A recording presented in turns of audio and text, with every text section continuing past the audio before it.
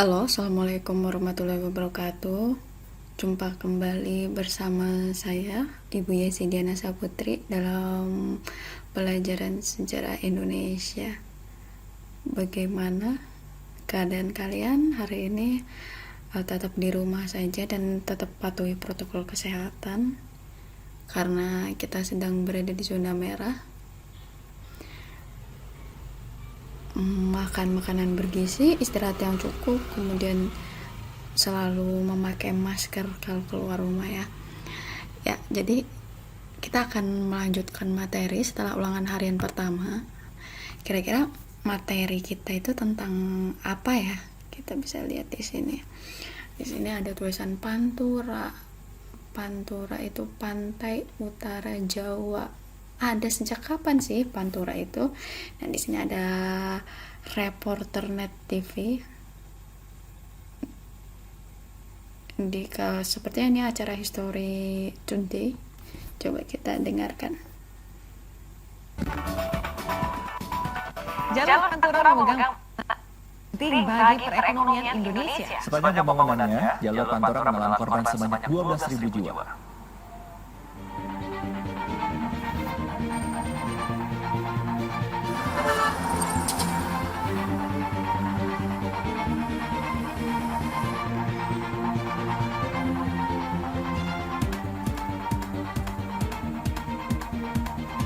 Jalan Pantura atau pesisir utara Jawa memanjang di utara Pulau Jawa. Jalan ini menghubungkan Merak hingga Banyuwangi dan berperan vital pada perekonomian Indonesia. Membentang sepanjang 1.000 km, jalan dibangun tahun 1808 oleh Gubernur Jenderal Hindia Belanda ke-36, Herman William Daendels.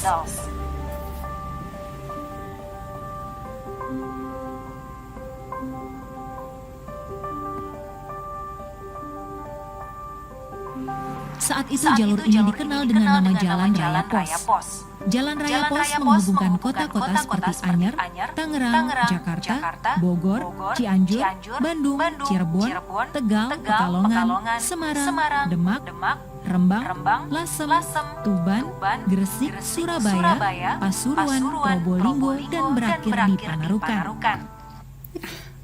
Ini kalau kita lihat ya, peta dari Pantura, jalur Pantura pantai utara Jawa yang sekarang sudah menjadi proyek Joko Widodo untuk membangun jalur tol Trans Jawa. Jadi kalau sekarang kita dari Jawa Tengah ke Jawa Barat itu hanya sekitar 5 jam melalui tol. Itu yang dikembangkan dari jalan yang sudah digagas oleh Herman William Daendels. Kita lanjutkan lagi.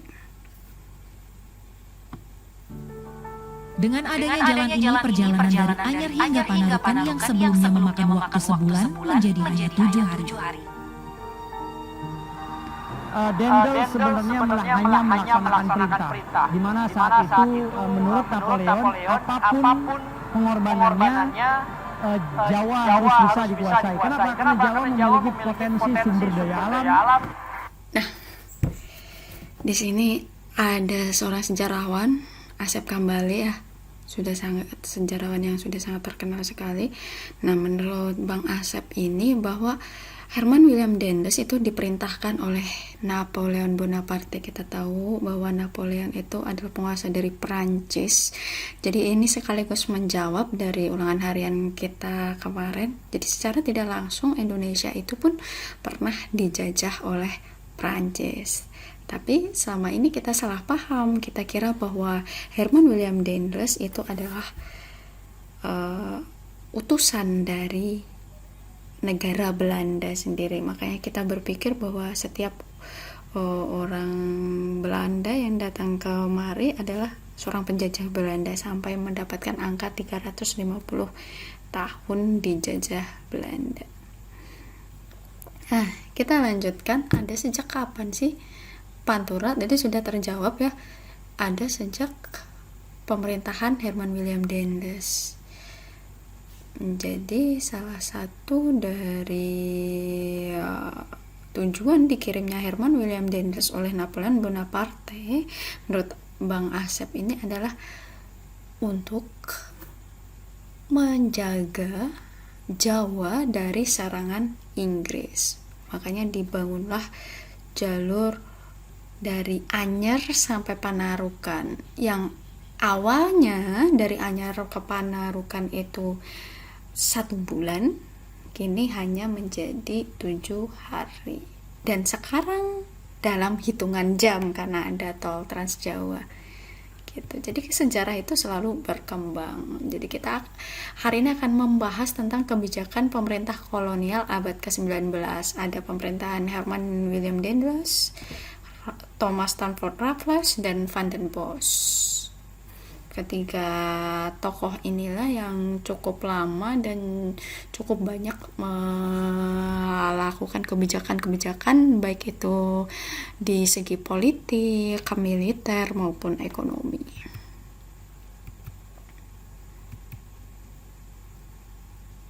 Nah, ini dia.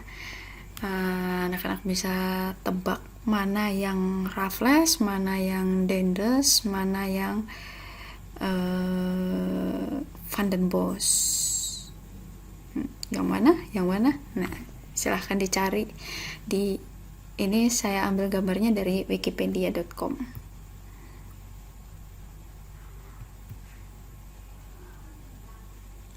Kita lanjutkan. Nah, ini kalau kita pelajaran tatap muka, kita akan melakukan value clarification technique atau VCT. VCT itu adalah kita mencoba untuk mencari nilai-nilai positif dan negatif dari kebijakan pemerintah kolonial. Anak-anak kemudian ada yang bertanya, Ibu, apakah ada sisi positif dari sebuah penjajahan? Nah, kalau kita selalu berpikir positif terhadap sesuatu yang bahkan buruk, itu kita akan tetap menemukan nilai-nilai positif. Jadi tetap ada sisi positifnya dan tentu saja juga tetap ada sisi negatif dari masing-masing pemerintahan, baik itu Raffles, Van den Bosch ataupun Herman William Daendels. Nah, nanti anak-anak bisa memilih untuk tugas minggu ini. Anak-anak bisa memilih mau mencari nilai-nilai positif dari kebijakan Van den Bosch, Raffles atau Daendels. Itu bisa memilih. Jadi tidak harus berkelompok ya. Ini karena kita belajar di rumah. Jadi silahkan satu anak memilih sendiri apakah mau Daendels, Raffles, dan Van den Bosch. Kemudian ditulis di buku tugasnya masing-masing. Hasilnya bisa difoto kemudian diupload ke portal bagi seperti biasa pengumpulannya sampai jam 9 malam gitu. Kalau ada yang bertanya kemudian berapa Bu yang harus kita kerjakan, satu-satu boleh, positifnya 1, negatifnya 1 boleh. Jadi mudahnya aja seperti apa gitu. Yang penting itu benar-benar ada nilai-nilai positif dan negatif dari kebijakan masing-masing pemerintah kolonial. Kita lanjutkan. Ya, ini dia Herman William Daendels. Jadi kalau di depan tadi sudah ada fotonya ya dari wikipedia.com. Yang betul Herman William Daendels adalah yang ini. Yang pertama tadi adalah foto dari Raffles, kemudian yang kedua Van den Bosch, baru Herman William Daendels. Seperti yang dijelaskan di Net TV, Historia Today kalau nggak salah acaranya itu, Herman William Daendels itu dikirim oleh Napoleon Bonaparte untuk menjaga Jawa dari serangan Inggris. Nah, maka dari itu Herman William Daendels membangun jalan Anyer Panarukan dan pembentukan tentara Belanda dari pribumi yang nanti kita kenal dengan KNIL, KNIL. Nah, anak-anak, pembangunan Jalan Anyer Panarukan yang sekarang kita kenal dengan jalur Pantura itu terus berkembang bahkan sampai ke tahun 2020 ini. Seperti yang kita tahu bahwa kita sudah mengenal yang namanya tol Trans Jawa. Nah, itu yang menghubungkan dari Jakarta, Jawa Barat, Jawa Tengah, kemudian Jawa Timur, sehingga semuanya jadi serba dekat gitu. Itu bidang pertahanan. Kemudian dalam bidang politik, hukum, ekonomi itu Dendles mengangkat semua bupati Jawa sebagai pejabat, kemudian membatasi hak bupati, kemudian sekularisasi pemerintahan. Sekularisasi pemerintahan itu yang dimaksudkan sekuler itu adalah memisahkan antara agama dan pemerintahan. Itu namanya paham sekuler. Biasa digunakan oleh orang-orang barat. Kemudian sistem peradilan berdasarkan rasial. Jadi nanti ada peradilan kulit putih, ada peradilan Indochina, kemudian ada peradilan pribumi. Kemudian ada penjualan tanah, tapi berbeda nanti dengan sistem sewa tanah yang diterapkan oleh Raffles. Nah, kalau kita lihat Jalan Pos Anyer Panarukan, apakah 100% negatif? Betul dikatakan bahwa 1.000 orang meninggal dalam pembangunan Jalan Pos Anyer Panarukan karena Herman William Dendles ini dibesarkan dari seorang keluarga militan ya, sehingga dia terkenal kejam sehingga dalam kerja paksa ini sampai dikatakan 1.000 orang meninggal. Nah, tapi kemudian pertanyaannya di sini, apakah 100% negatif, Bu? Pembangunan Jalan Pos Anyer Panarukan, ya negatifnya pasti ada karena ini adalah kerja paksa ya. Tetapi positifnya bisa kita lihat sekarang kita mengenal yang namanya tol Trans Jawa yang menghubungkan Jakarta, Bandung, Semarang, Surabaya. Nah, kita lihat ini proyek yang sedang dibangun, Trans Java Toll Road Network, luar biasa. Sekarang seluruh Jawa juga terhubung. Nah, kemudian ini kita bisa lihat yang tadinya 1 bulan dibangun Anyer Panarukan yang disebut juga Jalan Pos yang berfungsi untuk menahan serangan Inggris, itu selain itu juga mempermudah pengiriman barang, menjadi hanya 7 hari. Setelah dibangun tol Trans Jawa menjadi tidak ada 1 hari, hanya 22 jam 52 menit. Ini diambil dari Google Earth ya.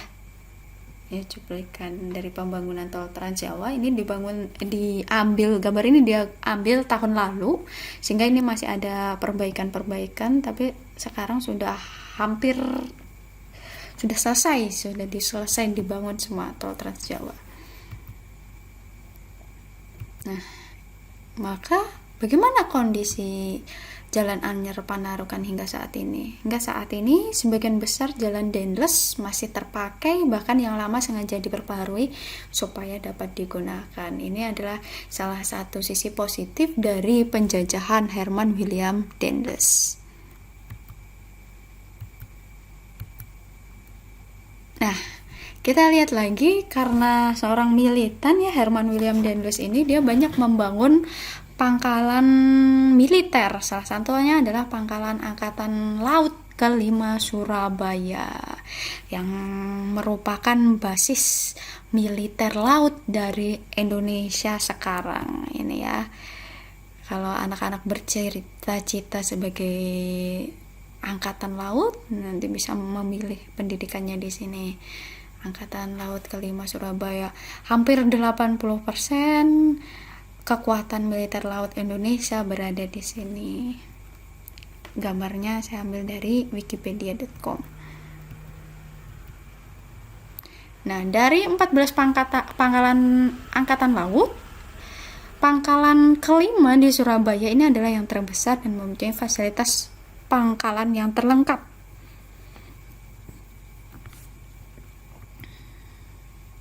Nah, kita lanjut, yang kedua adalah Raffles.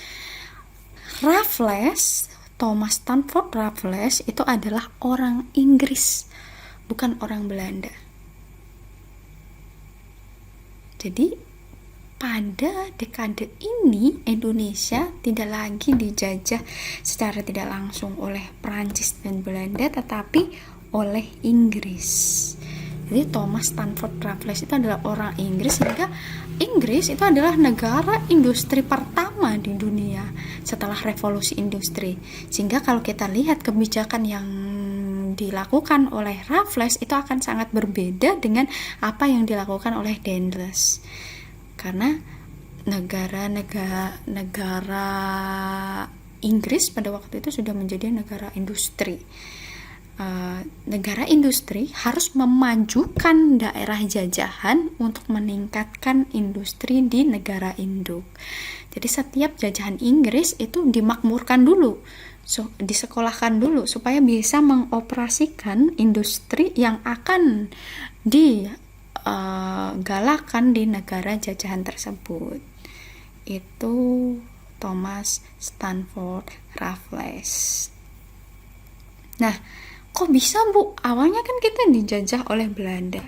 Kemudian kenapa bisa jatuh ke Inggris?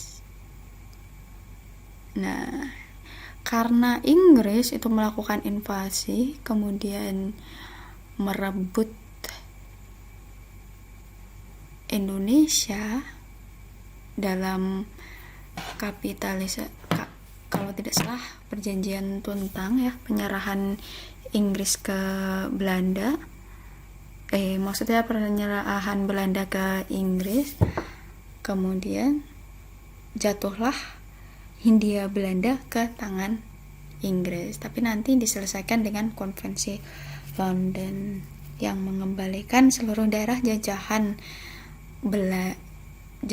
Inggris yang diambil, jajahan Belanda yang diambil oleh Inggris di konvensi London. Nah, ini dia. Jadi di bidang pemerintahan membagi 16 karisidenan dan melepaskan kedudukan bupati. Di bidang ekonomi yang terkenal adalah sistem sewa tanah. Namun sistem sewa tanah ini tidak bisa diterapkan di Indonesia karena pada waktu itu Indonesia belum mengenal politik uang, kemudian belum mengenal uang, masih dalam sistem barter. Kemudian bidang hukum berdasarkan besar kecilnya kesalahan. Kemudian di bidang sosial, kalau tadi di Belanda berdasarkan warna kulit ya, sekarang berdasarkan besar kecilnya kesalahan. Bidang sosial adanya kerja rodi, perbudakan, dan dihapuskannya penbang. Bidang ilmu pengetahuan, nah ini cukup banyak ya, ilmu pengetahuan. Di bidang ilmu pengetahuan salah satunya adalah kebun raya, History of Java, dan penemuan Rafflesia Arnoldi. Ya, ini kebun raya Bogor dibangun oleh Thomas Stamford Raffles yang masih bisa kita lihat sampai saat ini.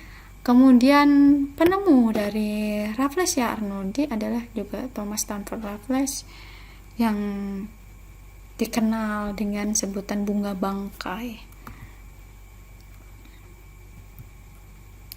Nah, selanjutnya Thomas Stamford Raffles juga menulis buku yang ini juga cukup terkenal di kalangan sejarawan ya, Nusantara, A History of the East Indian Archipelago. Kemudian ada The History of Java. Selanjutnya Van den Bosch. Van den Bosch ini juga sangat terkenal dengan kebijakan yang namanya Cultuurstelsel atau sistem tanam paksa.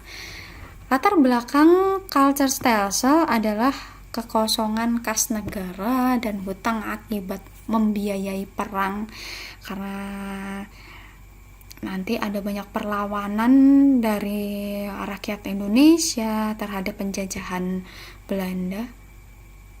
Makanya banyak menguras kas negara. Nah, kalau Van den Bosch ini adalah orang Belanda. Dia kembali setelah konvensi London. Penandatangan konvensi London yang menyerahkan kembali daerah jajahan, termasuk Jawa. termasuk India, termasuk Indonesia. Aturan-aturan dalam culture stelsel adalah kurang lebih 1/5 tanah penduduk itu yang digunakan untuk sistem tanam paksa yang wajib digunakan untuk menanam tanaman ekspor yang sudah ditentukan oleh Belanda. Kemudian tanah tersebut dibebaskan dari pajak, kemudian gagal panen ditanggung oleh pemerintah. Tetapi kenyataannya semuanya menyimpang dari aturan-aturan yang sudah ditetapkan, karena seluruh tanah itu digunakan untuk menanam tanaman ekspor yang sudah ditentukan oleh Belanda, kemudian tetap dikenai pajak, kemudian gagal panen ditanggung oleh rakyat. Nah, reaksi terhadap culture stelsel itu banyak pertentangan ya, karena sangat menyengsarakan rakyat Indonesia. Tapi seperti yang saya bilang tadi, bahwa setiap kejadian itu pasti ada sisi positifnya. Apa sisi positif dari culture stelsel? Yang pertama, tentu saja kita mengenal tanaman-tanaman ekspor. Kalau sebelumnya di Indonesia hanya mengenal yang namanya beras, kemudian kebutuhan-kebutuhan pokok lainnya, sekarang kita mengenal yang namanya tebu, kemudian kopi, kemudian germanium ya, ini ya untuk pewarna tekstil. Nah, itu kemudian kita juga dikenalkan alat-alat pertanian yang canggih, kemudian dibentuklah irigasi dan lain-lain.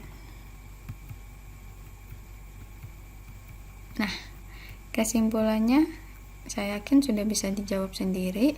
Jadi tugasnya hari ini hanya tadi ya, evaluasi ini boleh dikerjakan di buku tugas untuk tambahan nilai. Kalau tidak dikerjakan juga tidak apa-apa, karena sudah ada di bahan ajar maupun di presentasi saya, di video presentasi saya. Nah, seperti yang biasanya selalu ada pembelajaran dalam sebuah pelajaran yang namanya refleksi. Apa yang kita dapat hari ini dari pembelajaran kebijakan pemerintahan kolonial pada abad ke-19? Apa yang kita dapat hari ini? Ya, kita bisa mengeluh mawar memiliki duri, atau bersuka cita karena duri memiliki mawar, dari Abraham Lincoln. Kenapa saya mengambil refleksi seperti ini? Karena kita bisa melihat sisi positif atau sisi negatif dari sebuah kejadian yang sekalipun itu buruk. Jadi meskipun buruk, pasti ada hikmahnya, pasti ada sisi positifnya. Itu saja dari saya. Selamat pagi. Sekali lagi tetap jaga kesehatan. Jangan lupa like, comment, and subscribe. Selamat pagi. Assalamualaikum warahmatullahi wabarakatuh. Jangan lupa untuk download bahan ajar modul saya, yaitu saya tulis sendiri, sehingga saya sangat senang apabila anak-anak mau membacanya. Kemudian itu juga bisa dicetak sendiri kalau mau belajar. Jadi saya tidak menggunakan LKS ya, karena saya menulis sendiri. Jadi kalau mau belajar dari bahan ajar itu bisa dicetak. Terima kasih. Assalamualaikum warahmatullahi